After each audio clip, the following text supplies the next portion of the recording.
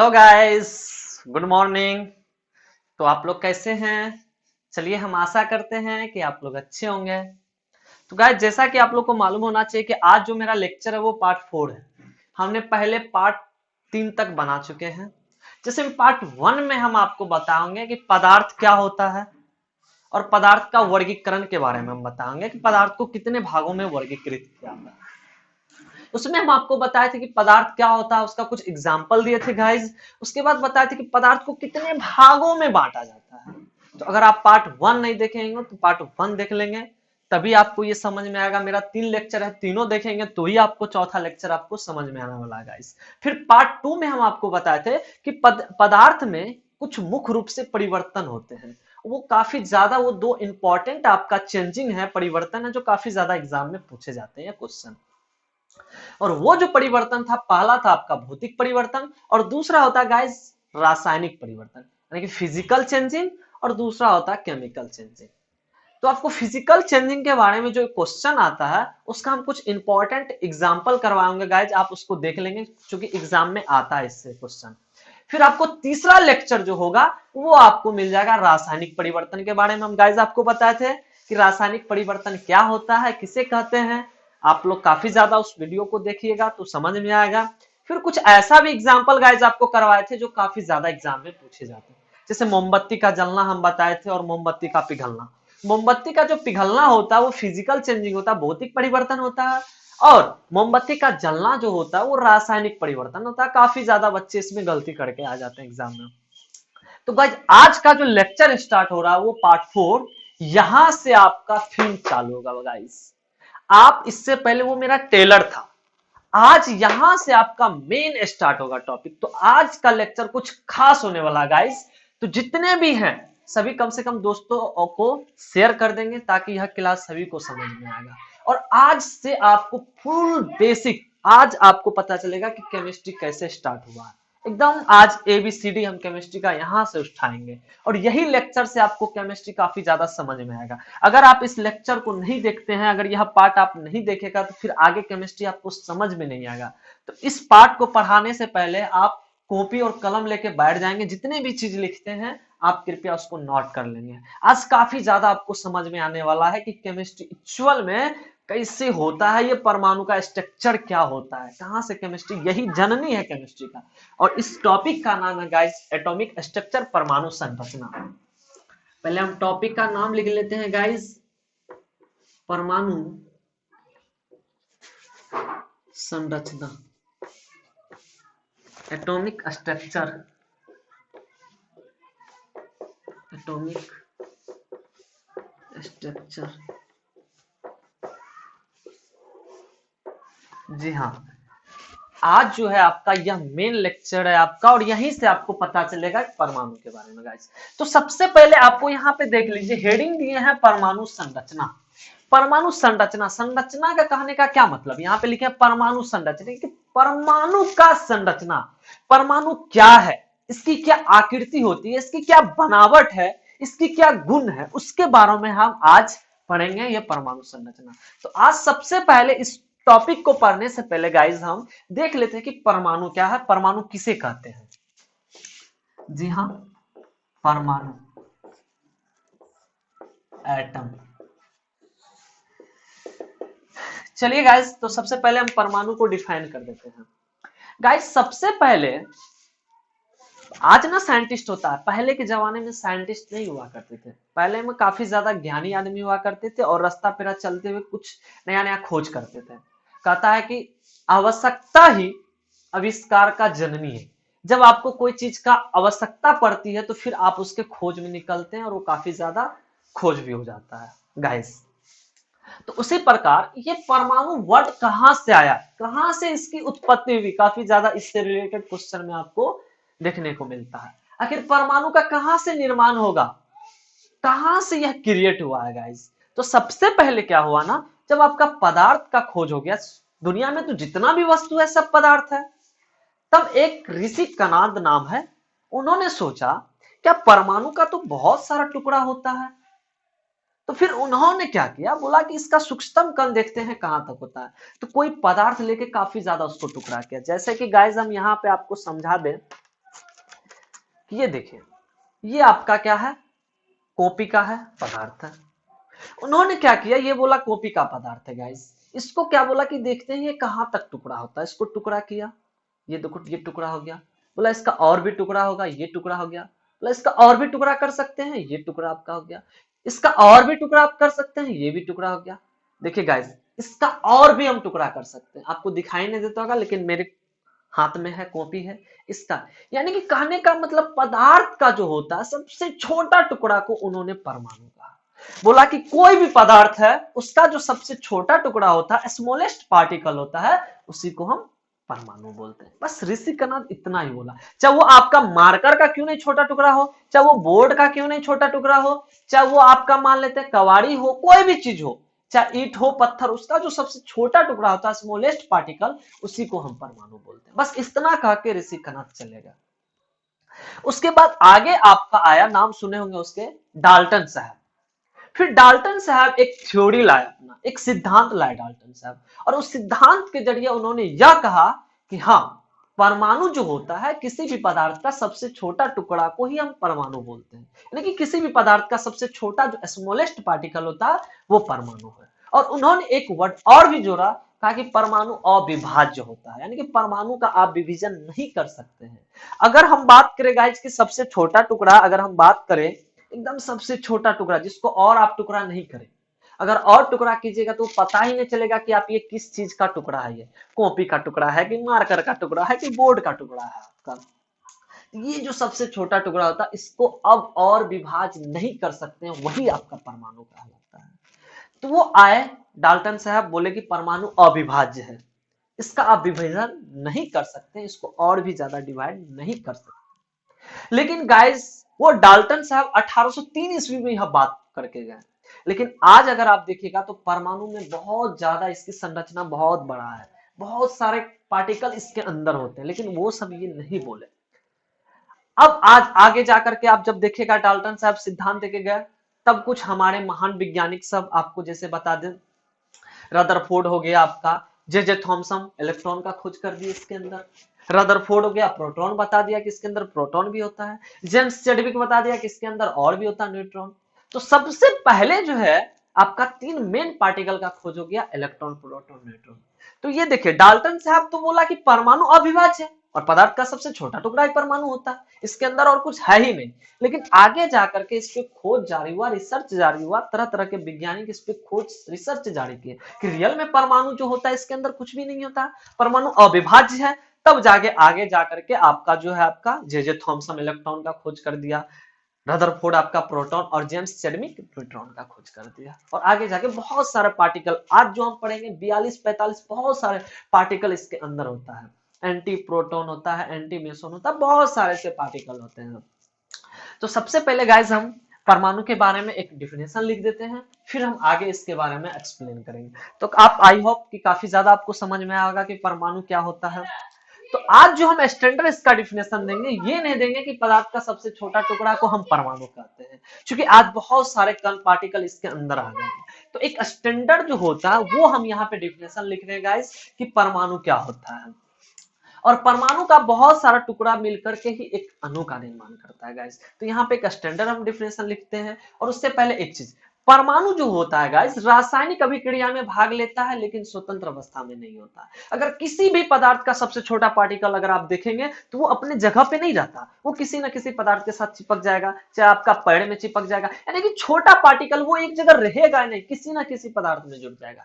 तो हम क्या देखें, वो रासायनिक अभिक्रिया में तो भाग लेता है, किसी ना किसी से जुड़ जाता है, किसी ना किसी से रिएक्शन कर लेता है, लेकिन स्वतंत्र अवस्था में नहीं रहता। जब रिएक्शन ही कर लिया तो स्वतंत्र अवस्था में कहां से रहेगा गाइस। तो चलिए हम इसका एक डिफिनेशन लिख लेते हैं। अणु में उपस्थित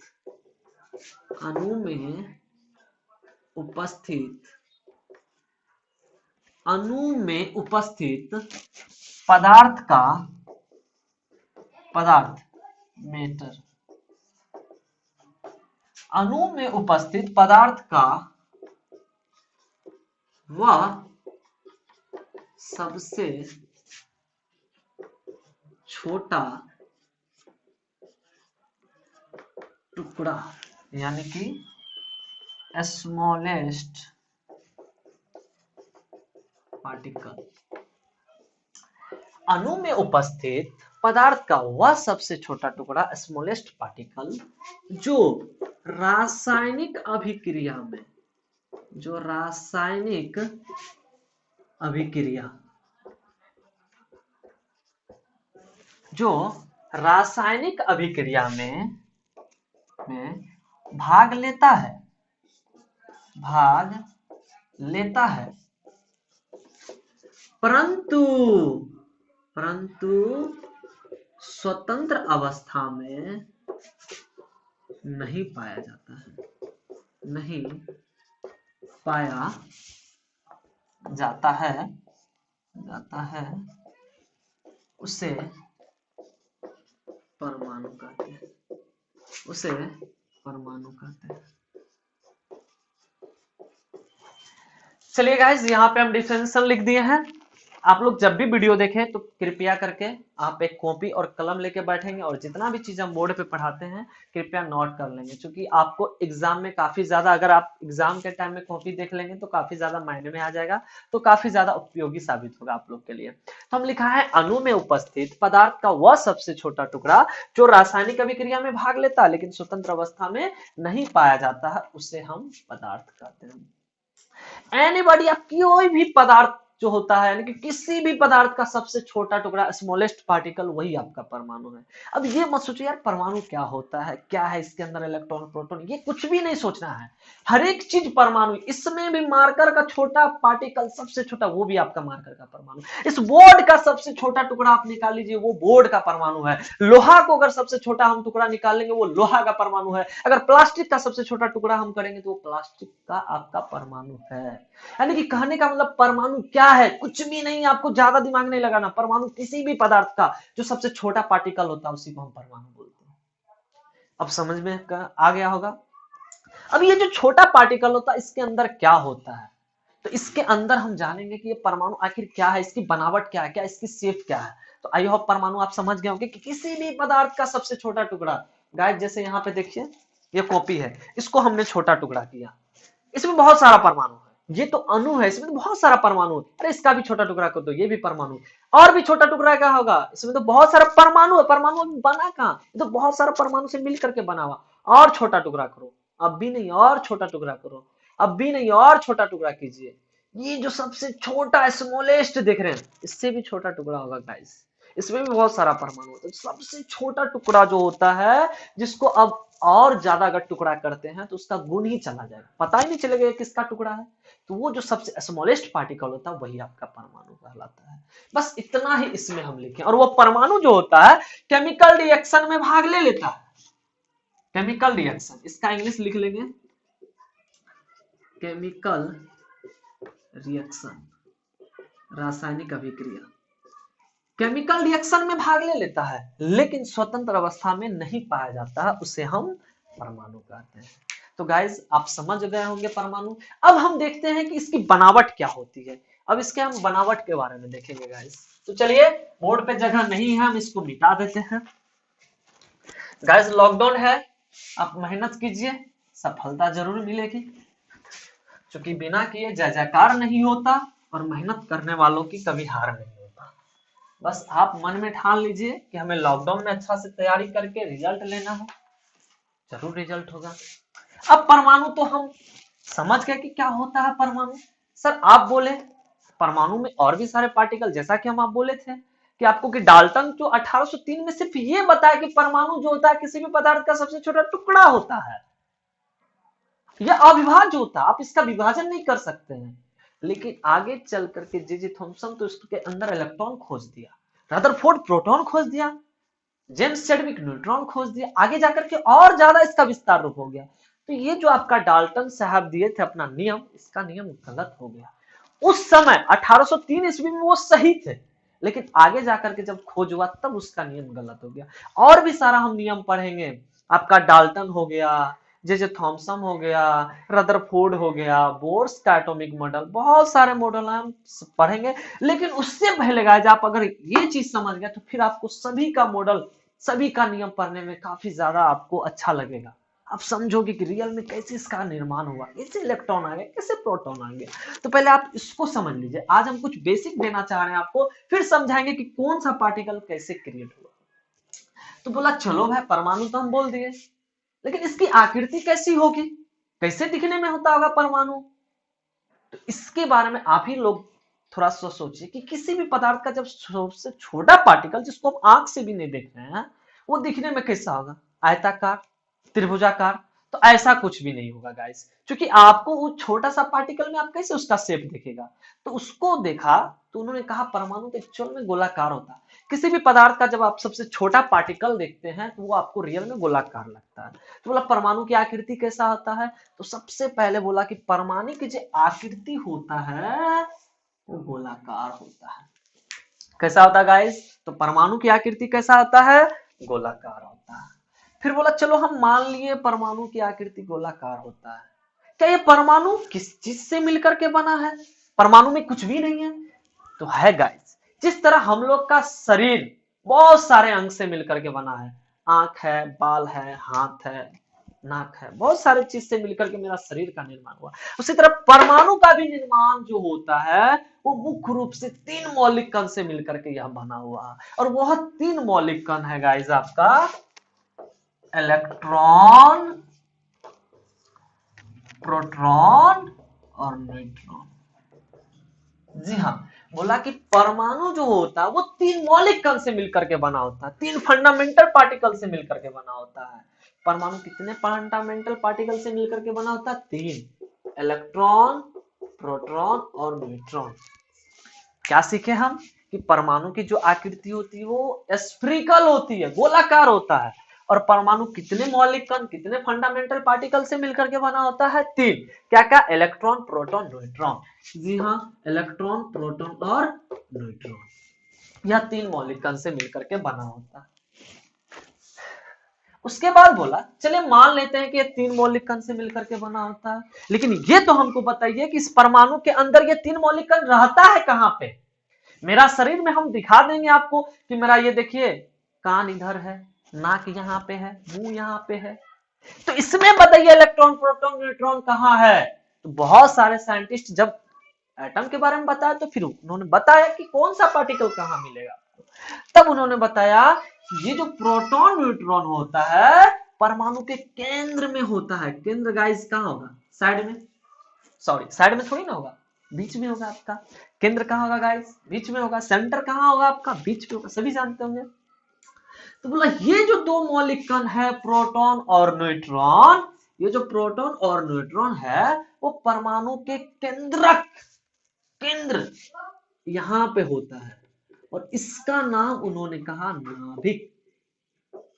बोला ये नाभिक में होता है, जब परमाणु के केंद्र बीच वाले भाग के केंद्रक में होता है प्रोटॉन न्यूट्रॉन, और इसका नाम उन्होंने बोला नाभिक, न्यूक्लियस। न्यूक्लियस बोला केंद्र में होता है। कहां होता है गाइस, केंद्र में होता है, केंद्रक में। जो परमाणु होता है इसके बीच में होता है प्रोटॉन और न्यूट्रॉन, जिसको हम नाभिक, न्यूक्लियस बोलते हैं। तो बोला चलो ठीक है, हम समझ गए कि आप बोल रहे हैं कि परमाणु 3 मौलिक कण से मिलकर के बना है, इलेक्ट्रॉन, प्रोटॉन, न्यूट्रॉन। और आप ये भी बता दी कि ये दोनों जो होता है केंद्र में होता है। गाइस हम नियम जब पढ़ाएंगे, हम बहुत सारे साइंटिस्ट अपना नियम प्रतिपादित किए हैं, उसमें हम बताएंगे प्रोटॉन न्यूट्रॉन क्यों बोला गया कि ये सेंटर में होता है। सिर्फ अभी आपको ये चीज समझ लीजिए कि प्रोटॉन न्यूट्रॉन परमाणु के केंद्र में होता है, नाभिक में होता है। ओके, फिर बोला ये इलेक्ट्रॉन कहाँ होता है। बोला इलेक्ट्रॉन जो होता है इस नाभिक के चारों ओर सर्कुलर पाथ, वित्तीय रास्ता, सर्कुलर पाथ होता है, वृत्तीय पथ होता है, और इसमें इलेक्ट्रॉन चक्कर लगाता है, घूमते रहता है। जैसे कि बहुत सारे ऐसे गैस हैं, छोड़िए नहीं कहेंगे, अच्छा नहीं लगता है। जैसे बहुत सारे ऐसे गैस हैं जो लड़की के पीछे एकदम घूमते रहते हैं, बहुत सारा लड़का। उसी तरह यहाँ पे देख रहे हैं, ये आपका लड़की है और ये देखिए लड़का आवारा की तरह इसके पीछे घूमते रहता है। इलेक्ट्रॉन भी कुछ इसी प्रकार, इसका करेक्टर कुछ सही नहीं है गाइस। ये करेक्टर ऐसा, ये दोनों तो अस्थाई है। भाई पढ़ा लिखा, जॉब लिया, अपने लाइफ में बहुत अच्छा काम किया और ये स्टेबल हो गया, अस्थाई हो गया। बोला नहीं हमको तो भाई यहीं पे रहना है, हम घूमना घामना करेंगे, हम बीच में रहेंगे। हमको किसी से कोई मतलब नहीं है। लेकिन इलेक्ट्रॉन क्या बोला, नहीं हमको तो बहुत ज्यादा एनर्जी है। कुछ नहीं देखते हैं बहुत सारे लड़के में, कुछ शांत होता है, कुछ एकदम देखते हैं बदमाश, ये बदमाश टाइप का होता है। इलेक्ट्रॉन बोलता है नहीं नहीं हम तो नहीं रुकेंगे, हम तो बहुत सारा काम करेंगे, हम तो घूमते रहेंगे इसके पीछे जब तक कि ये मेरा पट ना जाए, जब तक कि ये मेरा ना हो जाए। तो ये क्या करता है गाइस, ये जो न्यूक्लियस होता है आपका, केंद्रक होता है जिसको हम नाभिक बोलते हैं, जिसमें प्रोटॉन न्यूट्रॉन होता है, इसके चारों ओर एक गोलाकार सर्कुलर पथ होता है, वित्तीय पथ होता है, इसमें इलेक्ट्रॉन घूमते रहता है, चक्कर लगाते रहता है। तो हम क्या क्या समझे कि परमाणु जो होता है आपका तीन फंडामेंटल पार्टिकल, तीन मौलिक कण इलेक्ट्रॉन प्रोटॉन न्यूट्रॉन से मिलकर के बना होता है। और इसमें जो दो मौलिक कण होता है प्रोटॉन न्यूट्रॉन, उसके केंद्रक में होता है जिसको हम नाभिक न्यूक्लियस बोलते हैं। और इलेक्ट्रॉन जो होता है नाभिक के चारों ओर वृत्तीय पथ, सर्कुलर पथ पर चक्कर लगाते रहता है। और इस सर्कुलर पथ को, जितना भी सर्कुलर पथ में इलेक्ट्रॉन चक्कर लगाएगा, घूमेगा, उसको हम कक्षा बोलते हैं, यानी कि सेल। जी हाँ गाइज, उसको हम सेल बोलते हैं, उसको हम क्या बोलते हैं, सेल बोलते हैं। बोला चलो अच्छा, आप तो बताए, इतना चीज तो हम समझ गए कि भाई ये परमाणु स्फेरिकल होता है, गोलाकार होता है, ये तीन मौलिक कण इलेक्ट्रॉन प्रोटॉन न्यूट्रॉन से मिलकर के बना होता है, इसमें दो मौलिक कण उसके केंद्रक में होता है जिसको नाभिक बोलते हैं। इलेक्ट्रॉन क्या करता है, छिछोरा की तरह एकदम कक्षा में चक्कर लगाते रहता है, यानी सर्कुलर पथ में चक्कर लगाते रहता है। अच्छा और भी इसके बारे में कुछ है क्या? जी हाँ गाइस, बोला ये जो इलेक्ट्रॉन एक्चुअल में आपको देखने में लग रहा है कि कक्षा में चक्कर लगा रहा, तो बोला कि अच्छा एक चीज बताइए, अगर आप कह रहे हैं कि कक्षा में चक्कर लगा रहा, क्या कक्षा फिक्स होता है क्या? क्या इसमें कक्षा इन्फिनाइट होगा या फिक्स कक्षा होगा और फिक्स में वो इलेक्ट्रॉन चक्कर लगाएगा? तो जी हाँ गाइस, कक्षा कहने का मतलब एक मान लेते हैं, सपोज दैट कि मेरा एक बड़ा घर है और उसमें मान लेते हैं, जैसे मान लेते हैं क्लास आप देखते होंगे, तो उस क्लास में एक रूम है और उसमें क्या करते हैं, बीच में दीवार दे दिए, तो ये दो क्लासरूम बन गया, तो हम इसका नाम दे दिए ग्रुप ए, इसका नाम दे दिए ग्रुप बी। तो उसी प्रकार बोला ये कक्षा ए हो गया, कक्षा बी हो गया। तो गाइस सिर्फ अभी हम आपको नॉर्मली समझाने के लिए बता रहे हैं, बोला हाँ कक्षा इसमें 7 कक्षा होती है, जो कक्षा की संख्या होती है ये 7 होती है। हम आगे बताएंगे कक्षा 7 नहीं होता, वो तो इनफिनाइट होता है कक्षा। बट अभी के लिए आपको नॉर्मली समझने के लिए हम आपको गाइस बता रहे हैं कि इसमें बोला कि कक्षा की जो संख्या होती है वो 7 होती है। लेकिन ये जो नाभिक है इसके चारों ओर 7 ऐसे कक्षा होते हैं जिसमें इलेक्ट्रॉन चक्कर लगाते रहते हैं गाइस। तो आपका ये जो होता है ये न्यूक्लियस हो गया, ये आपका कक्षा नहीं है, ये नाभिक है। ये आपका फर्स्ट कक्षा हो गया, ये दूसरा कक्षा हो गया, ये दूसरा कक्षा हो गया गाइस, ये आपका तीसरा कक्षा हो गया, ये आपका तीसरा हो गया, और ये आपका चौथा कक्षा हो गया। जगह न है गाइस, तो हम इसको समझाने के लिए यहाँ पे मिटा देते हैं, हम इसमें 7 कक्षा बना देते हैं। ये आपका जो है इसमें एक यहाँ से अंदर से कक्षा बना देते हैं, इसका जो है इसका नामकरण 4 कर देते हैं, इसको 5 कर देते हैं। फिर यहाँ से कक्षा गाइस बना देते हैं, ये 6 कक्षा हो गया, और ये जो हो जाएगा गाइस ये आपका 7वां कक्षा। बोला हाँ, नाभिक के जो चारों ओर सर्कुलर पथ होता है उसकी संख्या 7, हम आगे बताएंगे इनफिनाइट होता है, बट अभी फिलहाल के लिए आप समझिए ताकि आपको सभी का नियम समझ में आएगा।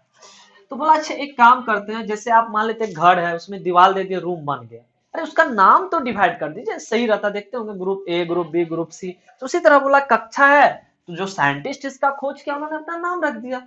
फिर हम बताएंगे कि कक्षा का नाम के क्यों रखा, एल क्यों रखा।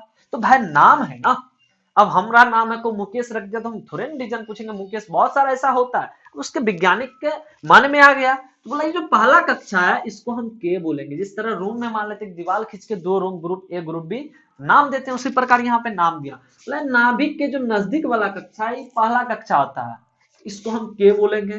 फिर नाभिक के जो नजदीक वाला दूसरा, इसको एल, फिर तीसरा कक्षा को एम, चौथा एन, पांचवा ओ, छठा पी, सातवां क्यू। बोला ये जो कक्षा है पहला कक्षा को के से सूचित, दूसरा को एल से, तीसरा को एम, चौथा को एन, पांचवा ओ, छठा पी, सातवां क्यू। बोला कक्षा की संख्या 7 होती है और उसको हम किस तरह सूचित करते हैं वो देख लिया। हम क्या क्या समझे गाइस कि परमाणु 3 मौलिक कण इलेक्ट्रॉन प्रोटॉन न्यूट्रॉन से मिलकर के बना होता है। इसमें 2 मौलिक कण उसके केंद्रक में होता है जिसको हम नाभिक बोलते हैं, और तीसरा कण क्या होता है, नाभिक के चारों ओर एक वृत्तीय पथ सर्कुलर पथ पे चक्कर लगाता है जिसको हम कक्षा बोलते हैं। और कक्षा की संख्या 7 होती है।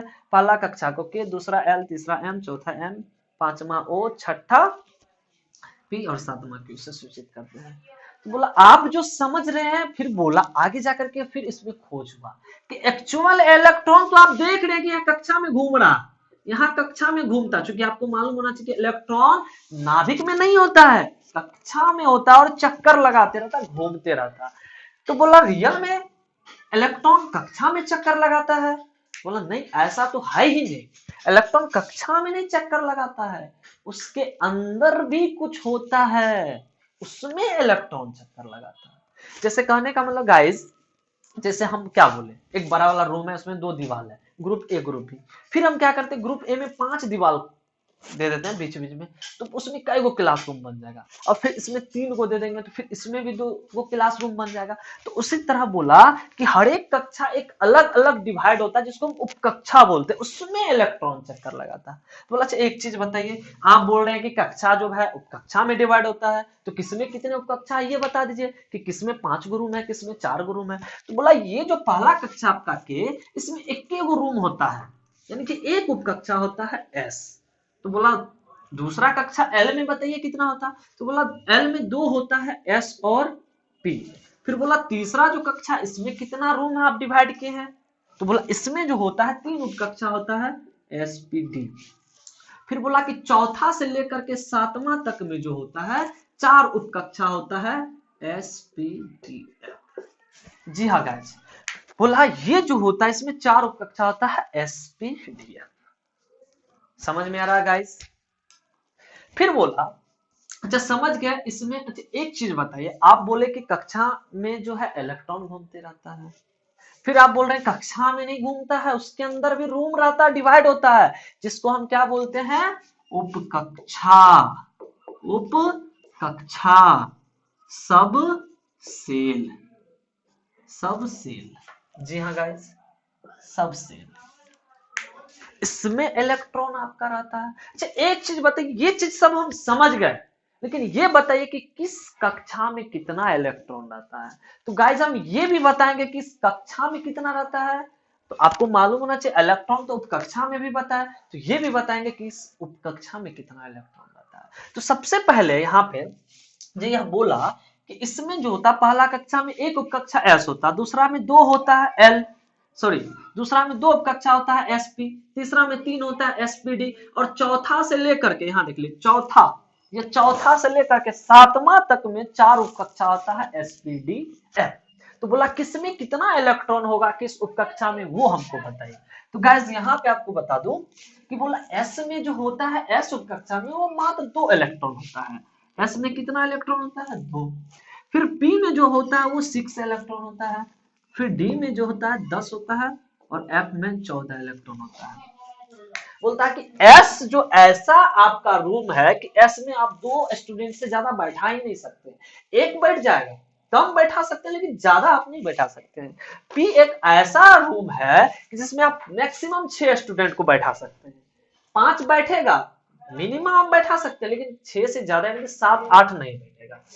बोला डी एक ऐसा रूम है जिसमें आप 10 ही स्टूडेंट मैक्सिमम बैठा सकते हैं, इसमें 9 बैठ सकता है, 8-7 बैठेगा, लेकिन 11-12 कभी भी नहीं बैठ सकता है। और इसमें जो है 14 स्टूडेंट आप मैक्सिमम बैठा सकते हैं, मिनिमम बैठाइए, मैक्सिमम नहीं बैठा सकते हैं।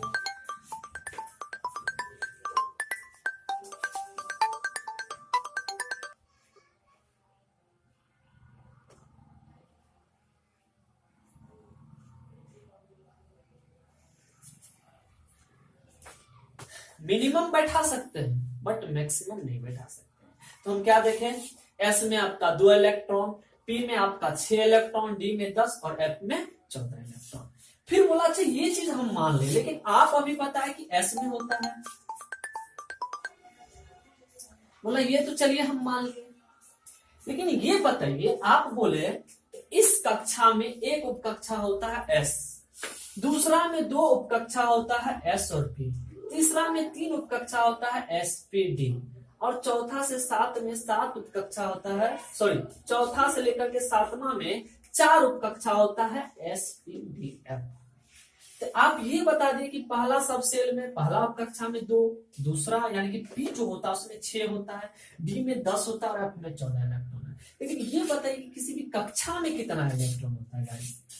तो उसके लिए बताया कि किसी भी कक्षा में, इसको मिटा देते हैं जगह है गाइस, तो बोला किसी भी कक्षा में अधिकतम इलेक्ट्रॉन की जो संख्या होती है वो 2n² होती है। क्योंकि आप ये जो sp है क्या है, एक रूम है, उसमें भी कमरा डिवाइड है वो है, लेकिन उस पूरा का अगर बात करें हम तो बोला किसी भी कक्षा में, चाहे वो पहला कक्षा हो, दूसरा, तीसरा, चौथा, पांचवा, किसी भी कक्षा में आपको अगर अधिकतम इलेक्ट्रॉन की संख्या पता करनी हो तो उसके लिए एक फॉर्मूला क्रिएट किया। और ये भी हम बताएंगे गाइस कि ये फॉर्मूला किसने दिया है। ये SPF जो आप देख रहे हैं कैसे आया है, ये कैसे पता किया कि ये कक्षा है, इसको हम L बोलेंगे, कैसे पता किया कि इसमें 2 ही होता है, सबका एक नियम है। लेकिन पहले आप ये समझ लो तो फिर आगे आपको वो समझने में काफी ज्यादा आसान होगा।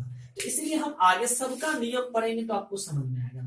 तो बोला किसी भी कक्षा में अधिकतम इलेक्ट्रॉन की संख्या 2n² होती है, और जहां पे n जो होता है कक्षा की संख्या होता है, कक्षा की संख्या यानी कि नंबर ऑफ सेल। जी हाँ, बोला कक्षा की संख्या होता है। तो बोला अच्छा मान लेते हैं, तो इससे आप किसी भी कक्षा में, और इससे काफी ज्यादा क्वेश्चन देखने को मिलता है, चाहे आप कोई भी एग्जाम दो, चाहे रेलवे हो आपका, या SSC हो, या IIT हो, पॉलिटेक्निक, कोई भी एग्जाम में इससे क्वेश्चन आता है। तो बोला आप किसी भी कक्षा में पता कर लो। तो बोला हमको ये बताइए जो पहला कक्षा है इसमें कितना इलेक्ट्रॉन होगा। तो पहला कक्षा के लिए 1 देंगे, क्योंकि यहाँ पे हम लिखे n कक्षा की संख्या, तो n यहाँ पे पहला कक्षा, तो k का मान 1, n का मान यहाँ पे n का मान कितना लेंगे 1, इसमें कितना इलेक्ट्रॉन हो जाएगा 2 गुना 1 का स्क्वायर, 2 गुना 1 इक्वल टू 2। मतलब दूसरा कक्षा में हमको बताइए कितना अधिकतम इलेक्ट्रॉन होगा, तो 2। यहाँ पे दूसरा कक्षा, तो n का वैल्यू यहाँ से कितना आ जाएगा 2, तो 2 का स्क्वायर, तो 2 गुना 4 8। मतलब तीसरा कक्षा में बताइए कितना होगा, तो 2, यहाँ पे n का तीसरा कक्षा 3 का स्क्वायर, तो 2 गुना 2 इक्वल टू 18।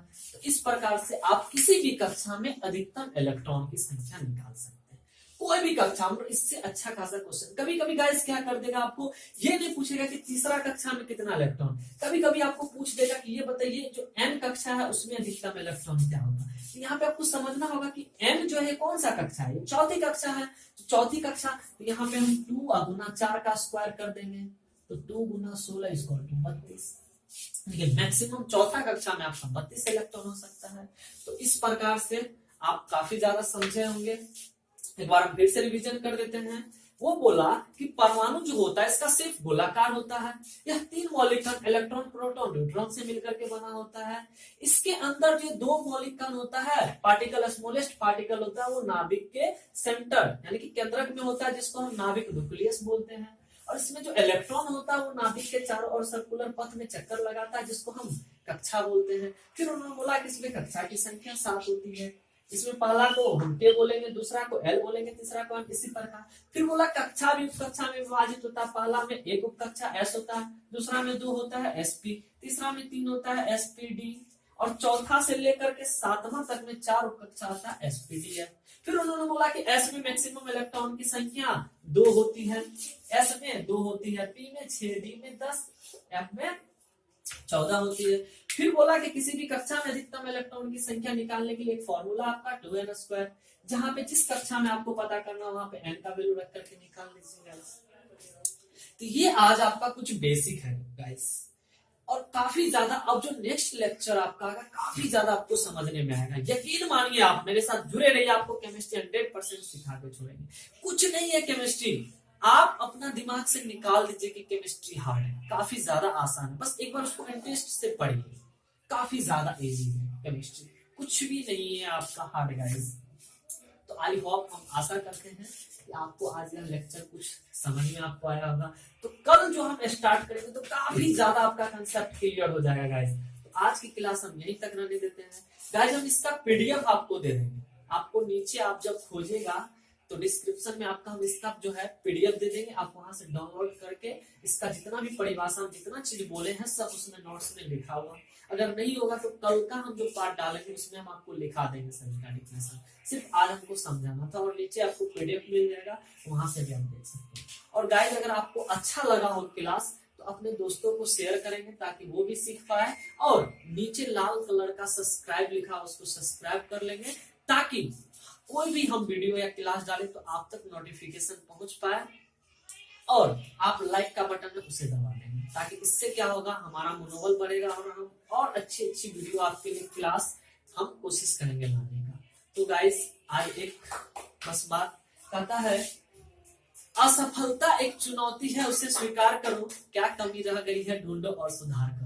असफलता एक चुनौती है उसे स्वीकार करो, क्या कमी रह गई है ढूंढो और सुधार करो।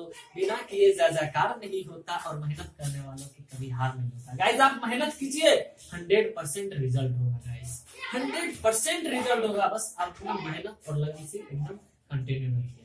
तो आज के लिए इतना ही, धन्यवाद।